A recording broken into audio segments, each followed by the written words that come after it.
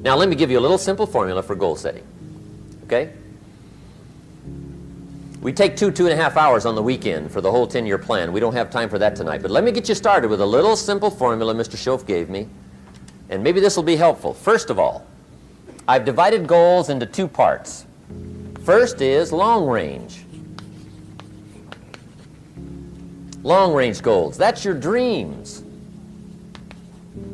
Your dreams for the next 3, 5, 10, 20, 30, 40 years. Actually, the rest of your life. Your dreams. You've got to keep dreaming. Ronald Reagan, president, said to the joint session of Congress a few weeks ago, "The Republic is a dream. And if we don't keep dreaming, we will lose the Republic." Your better future is a dream for yourself and for your family. Where do you want to go? What do you want to do? What do you want to be? What do you want to see? You've got to dream dreams. There's a Bible phrase that says, without dreams and visions, people perish. You've got to have something to go for that inspires the heart and the soul. Dreams. From the children of Sanchez, it says, take the crumbs from starving soldiers, they won't die. Take the bread from hungry children, they won't cry. But without dreams, we all will die.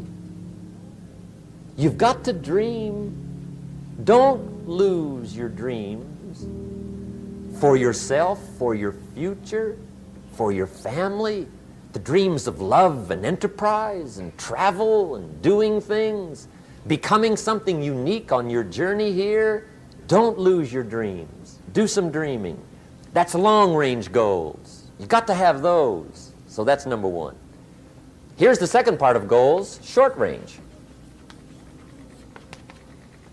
Short-range goals. That's your goals for tomorrow, this week, this month, this year, the immediate future. We call these confidence builders.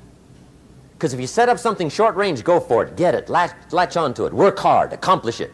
That starts building your strong feelings to go for your dreams. Now, I've divided goals into 3 categories. Here they are. Number 1 is economic. That's your goals for money, income, business, profits, production. Economics. Make sure you've got your economics well planned. Economics plays a major role in everybody's life. Economics is major, which means it ought to be meticulously well planned for tomorrow, this week, this month, this year, long range. What if you asked somebody tomorrow if you could see their meticulously well-planned list of economic goals? What would they probably say? They say, you some kind of a nut? You must be weird. Hey, I found out what success is. Success is doing what the failures won't do. Make sure you've got your economics well planned. It'll put you in the top 5%. One of the key little subjects we talk about on the weekend is the 7 fundamentals for wealth and happiness. And that's one of them, well-planned economics. It's a fundamental if you want to do well. Join the top 5%. Anybody in this room can join the top 5%, if you will. Okay. Now here's the second category of goals, things. Make a list of the things you want. And on my list of things, now I put everything. Little things as well as major things. Doesn't matter how small it is, it goes on my list. I used to just put major things, cars, homes. I don't do that anymore. I now load my list with everything. Everything. And the reason is, part of the fun of having a list is checking it off. That's it. Boy, at the end of the day, if you can go, got it, got it, got it, got it, got it, got it, whatever it is, right? You get into the habit. So load up your list, the things you want. Now, when you check off something major, celebrate. That's an important point to make. Celebrate your achievements. Live it up. Have a party when you reach something you've worked for a while. See, we all grow from 2 experiences. One is called the pain of losing. The other one is called the joy of winning. We need both of them. Amplify them as much as you can, which also means make losing painful. If you set up something, fooled around, didn't get it, put it on yourself. On the other side, if you did get it, congratulate yourself. Self-congratulations is a sign of maturity. Seeking congratulations is a sign of immaturity. But hey, winning and losing, see, that's what it's all about. That's the name of the game. Now, some people lead such mediocre lives, at the end of the day, they don't know whether they're winning or losing. They got no clue. Guy's just going through the day with his fingers crossed. There's a better way. Okay, here's the third category of goals, personal development. Put those goals together. Personal development goals. That's your goals to be stronger, more decisive, be a speaker, be a leader, learn a language, all kinds of skills. Okay? The whole weekend seminar was designed to improve all your skills so that you walk away more skillful. And that's what you want, the personal development skills. That's what attracts, that's what brings good things to your life, the person you become more skillful. Now, this is quite a package to work on. Economics, things, personal development. For tomorrow, this week, this month, this year, long range. Okay? That'll get you started. Now, here's the simple formula for setting goals. It goes like this. A, work on your goals. That's step one. Work on them. And I put the word work there deliberately. Setting goals is plain hard work. I don't want to kid you. We haven't come here tonight to kid each other. It's work. I know it's work. That's why a lot of people just let it slide. It's work. Many people work hard on their job, but they don't work hard on their future. They just let that slide. And the work involved is making plans.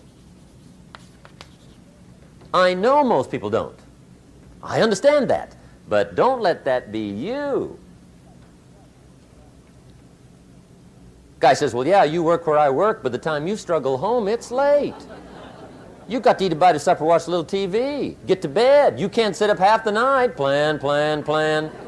And the guy's behind. Good worker, hard worker, sincere. But you've got to be better than sincere, working hard. You've got to be better than a good worker. You've got to be a good planner. Somebody once wisely said, the people who fail to plan are planning to fail.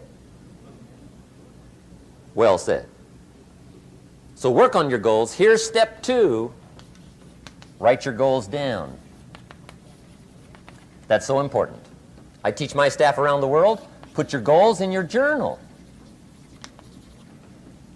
Because one of the major people you want to study is yourself. Say, here's the list of goals I put together 3 weeks ago. Here's the list of goals I put together 2 years ago. Here's some of the changes I made, rearrangement of my priorities. I scratched these off, I put these on, I've gotten these. Study your accomplishments, study what your desires are. Put them on paper, write them down. Here's another reason for writing your goals down. It shows you're serious about doing better. And to do better, you gotta get serious. You don't have to be grim, but you must be serious. Everybody hopes things will get better. Everybody hopes. Poor people hope. That ought to tell you something. It means the future does not get better by hope. It gets better by plan. I used to have the affliction called passive hope. It's an affliction. It's bad. Probably what's even worse than that is happy hope. Now that is really bad. That's bad. Happy hope. The guy's 50 and he's broke and he's still smiling. See, that's not good. So get serious about your goals. Put them on paper. Write them down. There's all kinds. His goals, her goals, their goals. Business goals, financial independence goals, family goals. I mean, there's so many things to work on this that if you don't get busy and work on it, sure enough, the time will pass.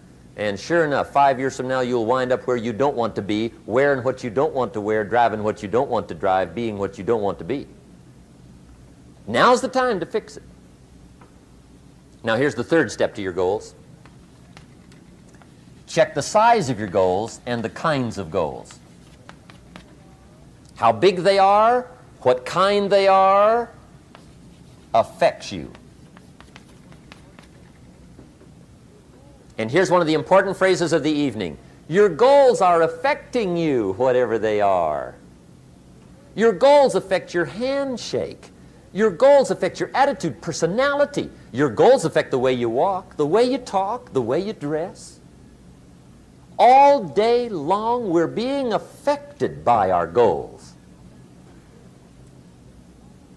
Now, some people have goals, but they have such lousy goals.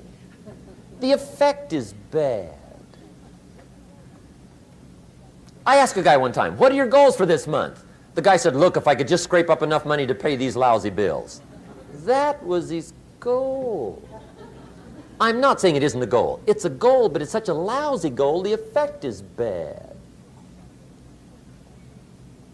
You don't jump out of bed on Monday morning and say, oh boy, another chance to go out and scrape up the money to pay my lousy bills. See, you don't do that. Usually you say, oh, not another Monday.